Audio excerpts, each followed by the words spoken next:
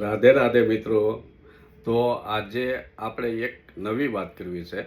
એ નવી વાત આપણે જે સમઢિયાળા ગંગા સતી પાનબાઈ થઈ ગયા ત્યાં તેમની જે સમાધિ સ્થળ છે તેમની ગંગા સતીની વાત કરવી છે કે જેઓ 1847ની સાલમાં તેમનો જન્મ થયેલો પાલિતાણા બાજુના રાજપરા ગામમાં, અને તેમના લગ્ન જે કાળુભાર કાંઠે સમઢિયાળા ગામ છે તેમના ગિરાસદાર કહળશંકજી બાપુ સાથે તેમના લગ્ન થયેલા.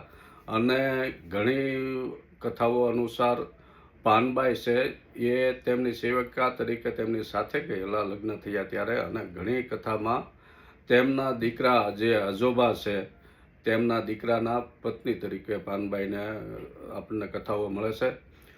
તો મિત્રો આજે જે ગંગા સતી છે તેમણે જ્યારે કહળશંક બાપુથી આધ્યાત્મિક કોઈ ચમત્કાર અનાયાસે થઈ જાય છે તો તેના પ્રાયશ્ચિત રૂપે કહળશંક બાપુ જીવતા સમાધિ લઈ લે છે, અને ગંગા સતી પણ તેમની સાથે જીવતા સમાધિ લેવાનો કહે છે, પણ કહળશંક બાપુ ના પાડે છે અને તેઓ કહે છે કે પાનબાઈને આધ્યાત્મિક રીતે તૈયાર કરો.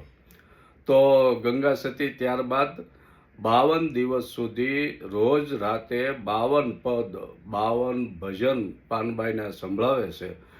જે 52 પદની ગંગા સતી ગીતા બની ગઈ છે. એ ગંગા સતીના ભજનો જે 52 છે એ મોટા મોટા તત્વજ્ઞાનીઓ ઓશો રજનીશ સુધીના પણ ગંગા સતીના ભજનોનું ઘણી જગ્યાએ તેઓ એમાં મોરારી બાપુ છે એ પણ એમના ભજનોની વાત કરતા હોય છે.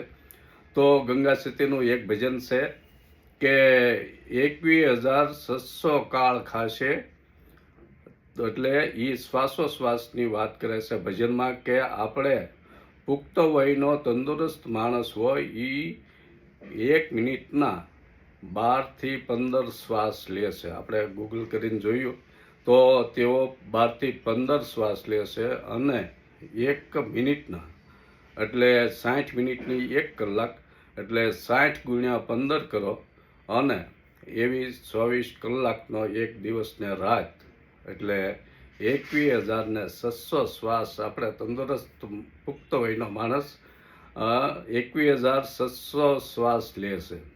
તો મિત્રો ગંગા સતીનું એ સમયમાં કેવું અદ્ભુત જ્ઞાન કહેવાય કે એ વખતે એણે કહ્યું કે 21,600 ને કાળ ખાશે, એટલે શ્વાસોશ્વાસ હરિભજી લે. રાધે રાધે.